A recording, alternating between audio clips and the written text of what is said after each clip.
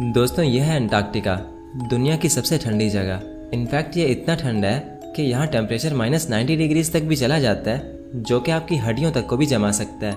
इसके अलावा यहाँ दुनिया की सबसे तेज़ हवाएं चलती हैं, जिनकी स्पीड बड़े बड़े तूफानों की स्पीड से भी ज़्यादा होती है।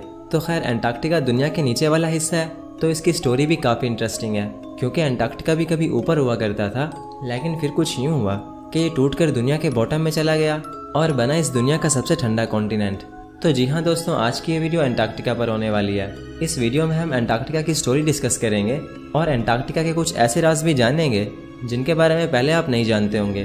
तो हमेशा की तरह ये वीडियो भी काफ़ी इंटरेस्टिंग होगा, इसीलिए इसको एंड तक देखते रहना। मैं हूँ अब्दुल हन्नान और आप देख रहे हैं आपका अपना चैनल इन्फो फैमिली। तो दोस्तों अगर बात करें अंटार्कटिका की, तो सबसे पहले हम ये जान लेते हैं कि अंटार्कटिका आखिर आया कहाँ से, यानी ये कैसे बना और क्यों ये अर्थ के बॉटम में चला गया। तो दोस्तों जैसे कि हम जानते हैं कि अंटार्कटिका दुनिया का सबसे ठंडा कॉन्टिनेंट है, तो ऐसा नहीं है कि ये हमेशा से ही ठंडा था।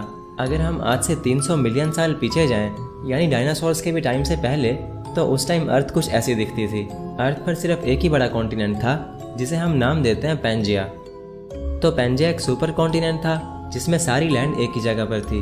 अंटार्कटिका भी पैंजिया में ही था और उस टाइम ये काफ़ी ग्रीन था, यानी यहाँ बहुत बड़े बड़े जंगल्स थे जहाँ डिफरेंट टाइप्स के प्लांट्स थे, एनिमल्स थे और शायद और भी बहुत कुछ था।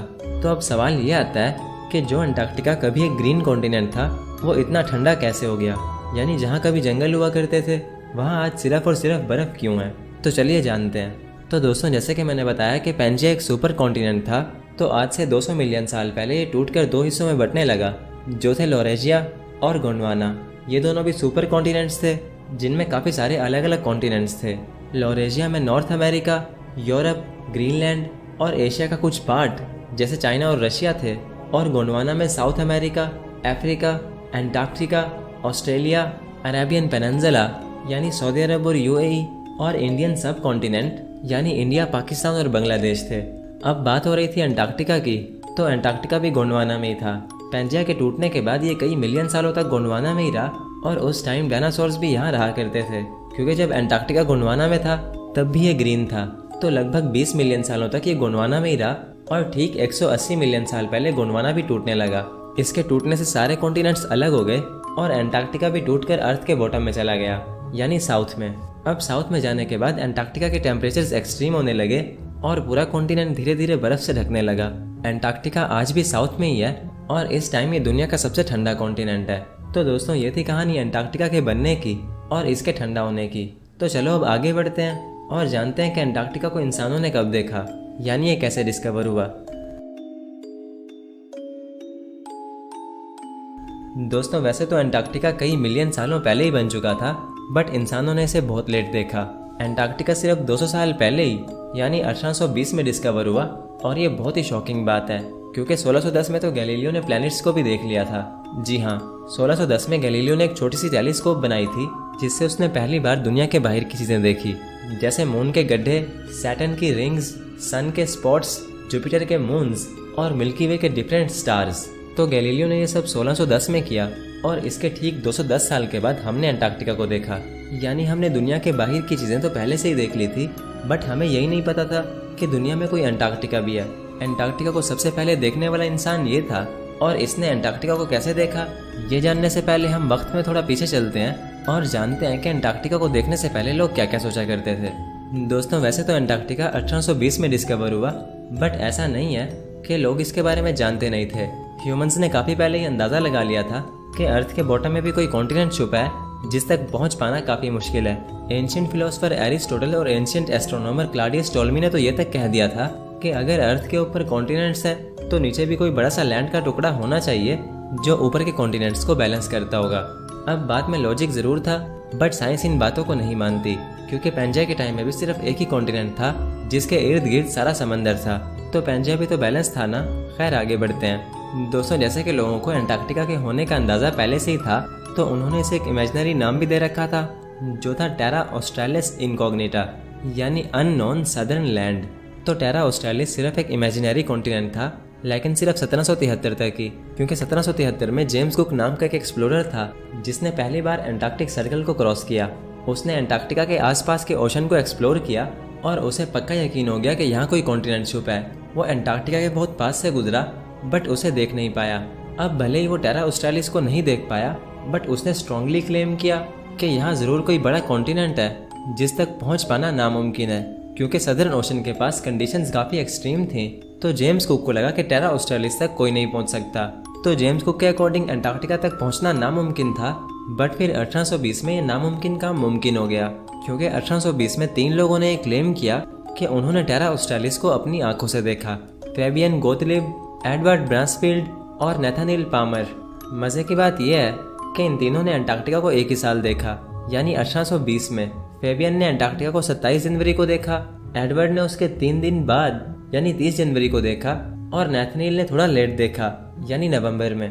अब इन तीनों के अकॉर्डिंग इन्होंने अंटार्कटिका देखा ज़रूर था, बट इनमें से कोई भी वहाँ लैंड नहीं कर पाया, क्योंकि साउथर्न ओशन में कंडीशंस वैसे ही एक्सट्रीम होती हैं। और सोने पे सुहागा ये था कि अंटार्कटिका के इर्द गिर्द बड़ी बड़ी आइस शेल्व्स हैं जो कि कई कई किलोमीटर्स थिक होती हैं। अब ना तो उस टाइम के जहाज़ आइस को तोड़ पाते थे और ना ही इन एक्सप्लोरर्स को कोई आइडिया था कि इन्हें ये सब देखने को मिलेगा। तो अगर ये लोग वहाँ उतर भी जाते तो ये मर भी सकते थे, क्योंकि अंटार्कटिका के बारे में ये कुछ नहीं जानते थे और इसलिए ये बस अंटार्कटिका को देखकर वापस आ गए।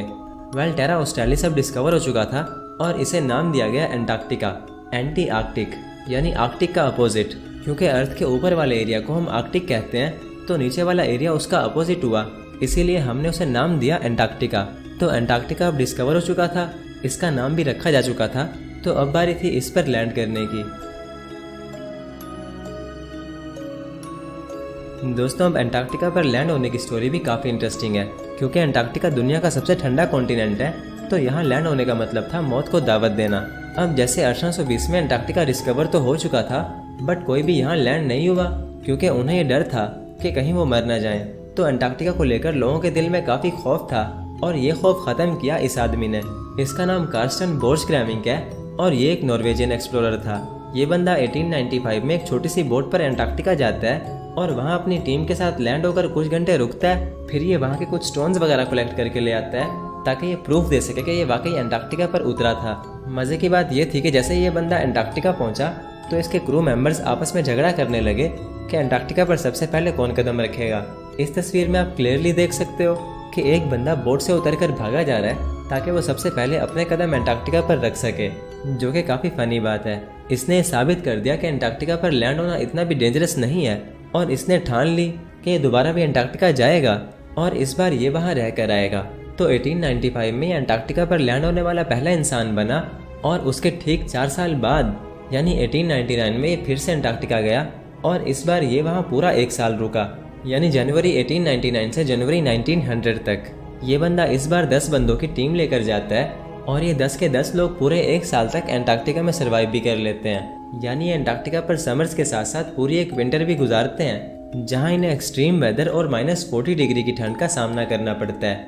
इस दौरान ये जिंदा रहने के लिए सब कुछ करते हैं। जैसे इन्होंने अपने साथ जो फूड लेकर गए थे वो तो यूज़ की ही, लेकिन साथ ही साथ इन्होंने सील्स और पेंगुइन्स जैसे एनिमल्स को भी हंट करके खाया। भले ही एक छोटी सी टीम थी, बट ये अपने हाईली ट्रेंड और डिसिप्लिन होने की वजह से अंटार्कटिका पर जिंदा बच गए और हिस्ट्री के वो पहले इंसान बने जिन्होंने न सिर्फ अंटार्कटिका पर सर्वाइव किया बल्कि वहाँ साइंटिफिक डिस्कवरीज भी की। तो अंटार्कटिका पर इंसान अब लैंड कर चुके थे एंड इन्होंने वहाँ सर्वाइव भी कर लिया था। बट इंसानों की भूख यहाँ तक ख़त्म नहीं हुई, उन्हें और एडवेंचर चाहिए था। तो इसीलिए इंसानों ने एक ऐसी रेस स्टार्ट की जिसमें कई लोगों को अपनी जान देनी पड़ी। दोस्तों, रेस टू साउथ पोल दुनिया की अब तक की सबसे डेंजरस रेस मानी जाती है, क्योंकि ये कोई ओलंपिक रेस नहीं थी बल्कि ये ज़िंदगी और मौत की जंग थी। इस रेस का मोटिव था कैसे भी करके साउथ पोल तक पहुंचना, यानी कोई इंसान ऐसा हो जो सबसे पहले साउथ पोल तक पहुंचकर दिखाए। वेल, अब ये साउथ पोल क्या है अगर आपको नहीं पता तो मैं आपको बता दूं कि अर्थ के 2 मेन पोल्स हैं जो है नॉर्थ पोल और साउथ पोल। ये ऐसे पॉइंट्स हैं जहां अर्थ का इक्वेटर आता है, यानी ये पोल्स अर्थ को 2 पार्ट्स में डिवाइड करते हैं और यही वो पॉइंट्स हैं जिन पर अर्थ स्पिन कर रही है। अब मज़े की बात यह है कि ये दोनों पोल्स बहुत ही डेंजरस लोकेशंस पर हैं। नॉर्थ पोल ऐसी जगह पर है जहाँ एक जमा हुआ ओशियन है और साउथ पोल अंटार्कटिका के अंदर आता है। वैसे तो नॉर्थ पोल भी काफ़ी ठंडी और डेंजरस लोकेशन पर है, बट साउथ पोल ज़्यादा खतरनाक है। और वो कैसे, चलो जानते हैं। दोस्तों, अब क्योंकि साउथ पोल अंटार्कटिका के काफ़ी अंदर जाकर है तो इसीलिए ये ज़्यादा डेंजरस है, क्योंकि हम अंटार्कटिका के जितने अंदर जाते जाएंगे टेम्परेचर्स उतने ही एक्सट्रीम होते जाएंगे और साउथ पोल तक पहुँचते पहुँचते कुछ ऐसा होगा। इसे कहते हैं वाइट आउट। ना तो आसमान दिख रहा है, ना ज़मीन दिख रही है और ना ही कुछ और। इस सिचुएशन में अगर कुछ दिख रहा है तो वो है सिर्फ और सिर्फ वाइट कलर। तो साउथ पोल के पास वाइट आउट्स बहुत ज़्यादा होते हैं और यहाँ हवाएं इतनी तेज़ होती हैं कि आप अपनी आंखें भी नहीं खोल पाओगे।